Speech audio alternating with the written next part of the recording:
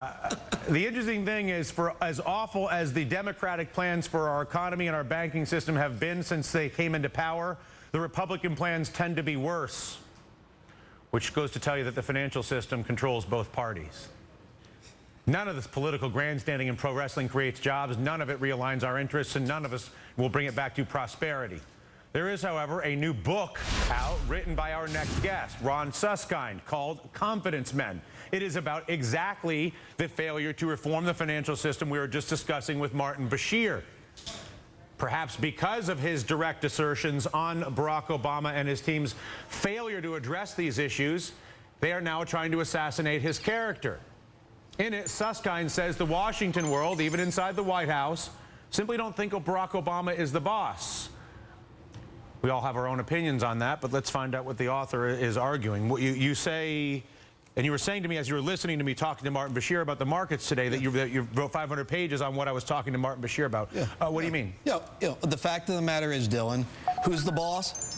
Barack Obama had a chance to be the boss in March of 2009, and he blinked. That's the core of the book. He came to office on a wave. I'm going to reform. He was ahead on Wall Street. I remember. Everybody else. He got there. Larry and Tim were his right and left hands. Ron was managing the middle. And he stepped up. That's what the book shows. Obama kind of got it. He says, I can do this. 2 million people are weeping on the mall at Inauguration Day. I got a 70% approval rating. Reform the swaps market, cancel the debt, recapitalize the banks, get the ratings agencies. Let's finish this thing and bring capitalism back to America. What happened? The whole package. Obama was ready to go. Look, he said in a big meeting in March 2009, we got to do this and we got to do it now. Dude, what is this? Was he saying we're going to cancel debt, recapitalize the banks, reform the ratings agencies, the whole thing? Take down the banks. Take down. We don't want to take down the banks. We need to restructure the banks so that they are aligned with our interests. Taking down the banks is emotionally gratifying and moronic. No, restructuring and realigning the banks is our only choice. They will be resolved and restructured, and they'll come out of it clean with a business model that's something And you're saying that Obama asserted that in March of 2009. To who? He asserted it in a meeting with everybody of consequence. Larry Summers, et cetera, down the line. Larry Summers and Christy Romer were on the president's side. Tim Geithner was the lone man standing on behalf of just be cautious and push money toward Wall Street as best you can. And Geithner wins. Why?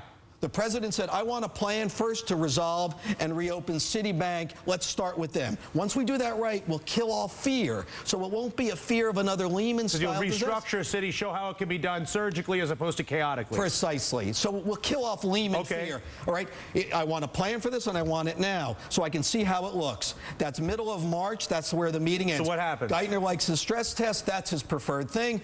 Stress test is just a cover-up. It's an accounting fraud. Absolutely. And that's clear to Summers and Romer and others. Or anybody else on Wall Street watching it. They're delighted.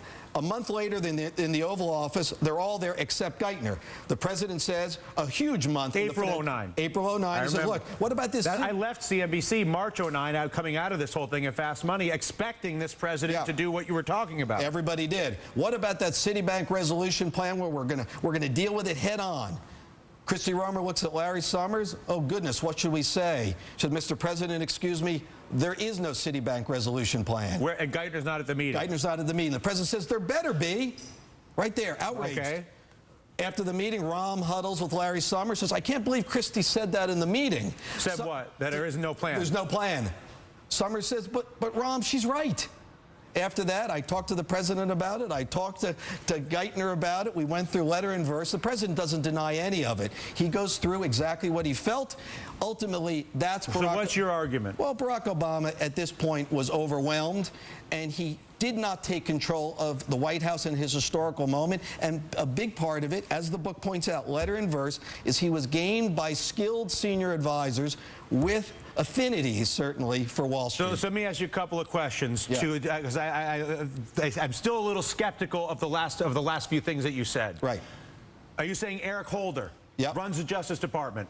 Clear evidence in dipstick tests inside, excuse me, of collateralized debt obligations that were non-compliant with lending standards to be funded and insured and bought by the U.S. government.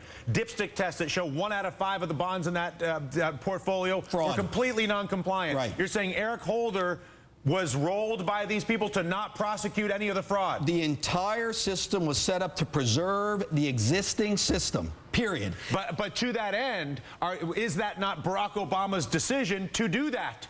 Ultimately, I feel like you're letting him off the hook. My only place where I get, I feel like you're letting him off the hook a little bit, but in the sense that even today, we have a massive foreclosure and housing crisis in this country. Right. As we sit here today, the U.S. stock market is at an all-time low for this year. There is an all-time high for default risk in Europe, and we're going to end up using U.S. credit default swap lines to fund the European Central Bank's clearing of the totality of the swaps market in Central Europe, the vast majority of which is garbage. Barack Obama's historical moment, he had the chance to reform the credit system, and he blinked. That's what this book says. And it goes through letter and verse, blaming Obama in many cases. He had. So you're not letting him off the hook. No, you're saying you're trying to explain why he. That's right. Why he committed what I consider to be his original sin, and basically it's been downhill ever since for the guy. Absolutely. And the downhill is one where he had other chances along the way. The drug companies, it's on and on. Look at Gary Gensler. He's a one-man show. Gary Gensler needs all of our help. He's a hero in the book. He's the only one who was. So let's cut to this then. How many books have you written? This is my 5th book. What'd you win the Pulitzer Prize for? Feature writing at the Wall Street Journal in the mid-'90s. Congratulations on that. I'm delighted. You published a very controversial book about George Bush. Three of them. Yeah. Was it 3? That was. Yeah. This one basically was written to explain, as I understand it, why Obama committed the original sin of not reforming the credit and capital structure, and now we're still dealing with this snake that is a serpent around the earth, sucking money out of it.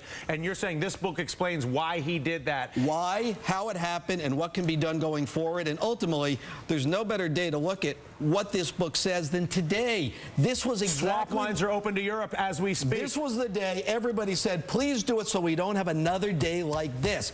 Paul Volcker's in the book, Pete Peterson, everybody's in the book, telling Obama in 2008, even in 2009, you got one shot at this, buddy. You got to restructure this thing. Please do it. Tim and Larry said, no, Hippocratic risk. You love this. First, do no harm. Yeah. That becomes do no harm to the banking system. Precisely. Not to the people, but we'll do lots of harm to the poor people and the middle class. Strategic error. Not separating Wall Street. Strategic error. Right. Not separating. Tell that to the people that don't have food. Not separating Wall Street from American business and Main Street at the beginning, lumping them together. Who was thinking? Very quickly, is there a double standard in the media where the darling president of the liberal media, when you indict him in a book like this as blowing it when it came to the fundamental problem in the global economy, which is the structure of the credit markets, multi-hundred trillion dollar market. Meanwhile, you indict George Bush and you're a hero. Absolutely. Absolutely. You know, and the thing is, I'm sitting here saying, I'm a reporter. This is my job. I'm not on one team or the other. They didn't believe it. Now they believe it. Ultimately, though, this is a book about a battle between New York and Washington, a titanic struggle for the future of the country. New York won. New York won because our government is bought by money in politics, and it was impossible for that system to work by betraying the amount of money that is being extracted in New York and then funneled back to Washington, D.C. Fair? Fair enough. Book has it all. We're going to launch an amendment next week to get the money out of politics. I'd love to get you involved with that. I'm here all week. All right. Congrats on the book. Don't let them get you down. Yeah, look, I'm just a reporter. All right. Old style. All right. I like it. Ron Suskind, the book, Confidence Men. I need to read this because I've been wondering for years why the heck our president didn't do the right thing and committed the original sin that really was the beginning of the decline of his presidency. Coming up.